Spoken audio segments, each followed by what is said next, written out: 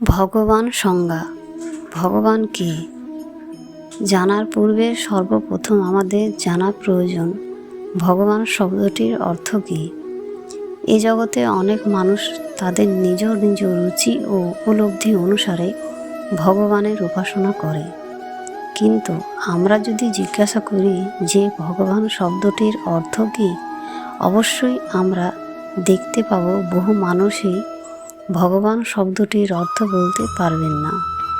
কিন্তু আমাদের অজ্ঞতা দূর করার জন্য শিল পরাশর মুনি এই ভগবান শব্দটির সংজ্ঞা বর্ণনা করেছেন। ভগ অর্থ ঐশ্বর্য ও বান অর্থ অধিকারী, যার আছে। ঠিক সেইভাবে যার সুন্দর রূপ আছে আমরা তাকে বলি রূপবান, যার ধন আছে তাকে ধনবান, যার শক্তি আছে তাকে শক্তিমান।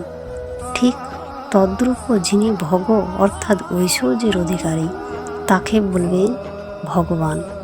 শিল পরাশর মুনি ভগবান শব্দের সংজ্ঞা নির্ণয় করতে গিয়ে বলেছেন, ঐশ্বর্যস্য সমগ্রস্য বীর্যস্য যশস্য শ্রিয় জ্ঞান বৈরাগ্যশ্চৈব সন্ন্যং ভব ইতঙ্গনা। যার মধ্যে এই 6টি গুণ পূর্ণমাত্রায় বর্তমান তিনি হচ্ছেন ভগবান। যখন ঐশ্বর্য, সমস্ত বীর্য, সমস্ত যশ, সমস্ত শ্রী, সমস্ত জ্ঞান, সমস্ত বৈরাগ্য। এই জগতে কেউ বড় ধনী হতে পারে, কিন্তু কেউ দাবি করতে পারে না আমি সমস্ত ধনের মালিক। এই জগতে কেউ বড় জ্ঞানী হতে পারে, কিন্তু সে দাবি করতে পারে না যে আমি সমস্ত জ্ঞানের অধিকারী। কিন্তু ভগবান সমস্ত ধন, সমস্ত জ্ঞান, সমস্ত সৌন্দর্য, সমস্ত যশ, সমস্ত শক্তির অধিকারী, তাই তাকে বলা হয় ভগবান।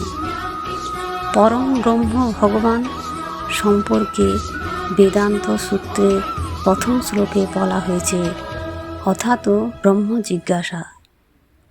সেই পরম ব্রহ্মটি কে? তার উত্তরে দ্বিতীয় শ্লোকে বর্ণনা করা হয়েছে, জন্মাদ্যস্য ইয়তঃ। এই সূত্রটি শ্রীমদ্ ভগবতের শুরুতে শ্রীল ব্যাসদেব তার শ্লোকে সংযোজন করেছেন।